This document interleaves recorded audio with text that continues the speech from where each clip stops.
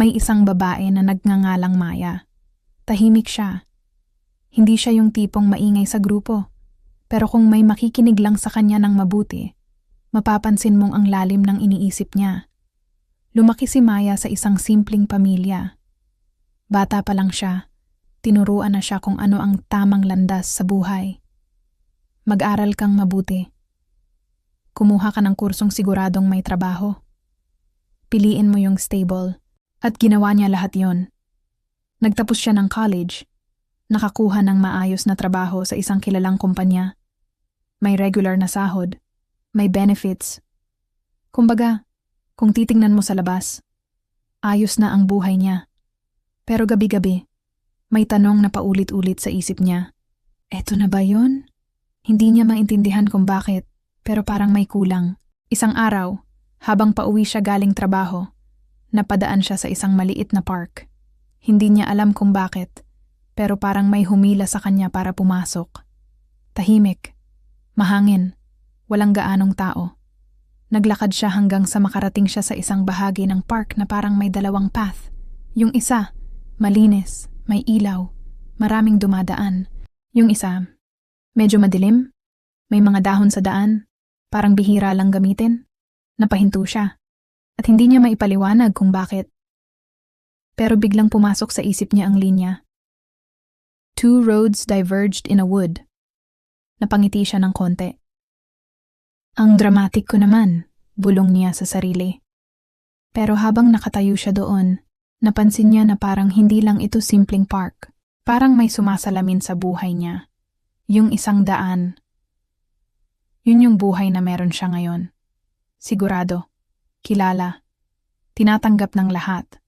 Yung isa naman, hindi niya alam kung saan papunta. Pero may kung anong pakiramdam na humihila sa kanya. Umupo siya sa isang bench malapit sa 200. At doon, nagsimula siyang mag-isip. Naalala niya yung pangarap niya dati. Mahilig siyang magsulat. Mahilig siyang magkwento. Pangarap niyang gumawa ng content, magbahagi ng inspirasyon sa ibang tao. Pero tinabi niya yon. Kasi sabi nila, hindi practical. Kasi sabi nila, walang pera dyan. Kasi sabi nila, hobby lang yan. At pinaniwalaan niya. Pero habang nakaupo siya doon, may isang matandang babae na lumapit sa kanya. Ngumiti ito at umupo sa tabi niya. Napansin ko kanina ka pa nakatingin dyan sa 200, sabi ng matanda. Ngumiti si Maya.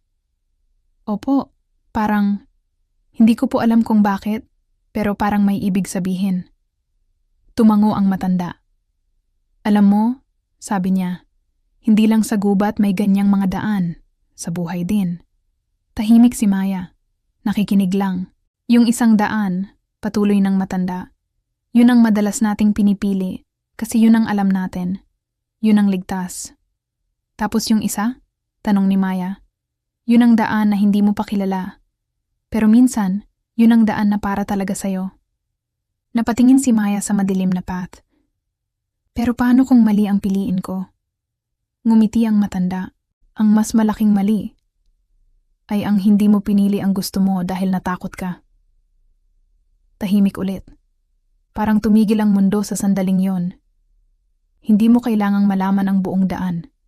Dagdag pa ng matanda. Kailangan mo lang magtiwala sa unang hakbang. Pagkatapos nun, tumayo ang matanda at naglakad papalayo. Hindi na siya hinabol ni Maya, kasi may nangyari na sa loob niya. Dahan-dahan siyang tumayo. Tumingin ulit sa 200. Yung isa, pamilyar. Yung isa, hindi sigurado. Huminga siya ng malalim. At sa unang pagkakataon, hindi niya pinili ang tamang daan ayon sa iba. Pinili niya yung daan na tahimik niyang nararamdaman sa puso niya. Naglakad siya papunta sa less traveled path. Sa una, mabagal, maingat. Maraming beses siyang napaisip. Tama ba to? Babalik na ba ako? Pero hindi siya huminto. At habang tumatagal, napapansin niya na parang unti-unting lumilinaw ang daan. Hindi dahil nagbago ang paligid, kundi dahil nagbabago siya. Pagkalipas ng ilang buwan, nagdesisyon si Maya. Hindi niya agad iniwan ang trabaho niya. Pero nagsimula siya ulit magsulat. Gabi-gabi. Kahit pagod. Unti-unti, nag-post siya online. Walang masyadong views sa simula. Walang pumapansin. Pero hindi siya tumigil. Kasi ngayon, alam na niya kung bakit niya ginagawa. Hindi para sa approval ng iba, kundi para sa sarili niya. Hanggang sa dumating ang araw, may nag-message sa kanya. Salamat sa sinulat mo. Kailangan ko to ngayon. Napangiti si Maya. Maliit na bagay lang siguro sa iba. Pero para sa kanya, ito na ang simula ng difference na sinasabi sa quote. Hindi instant. Hindi dramatic. Pero totoo. At habang tumatagal, mas lalo niyang naiintindihan na yung pagpili niya sa daan na hindi madalas tahakin. Yun ang nagbigay sa kanya ng buhay na mas totoo. At balang araw, babalikan niya ang sandaling iyon sa park, yung 200. At sasabihin niya sa sarili niya, hindi ko man alam kung saan ako pupunta noon, pero pinili kong magtiwala sa sarili ko at doon nagsimula ang lahat ng pagbabago. Minsan, ang pinakamahalagang desisyon sa buhay mo ay hindi yung pinakamadali, kundi yung pinakatotoo para sa'yo. At oo, maaaring hindi malinaw ang daan. Pero kung para sa'yo, yan. Kahit gaano pa yan katahimik o kaiba, yun ang magdadala sa'yo sa buhay na para talaga sa'yo.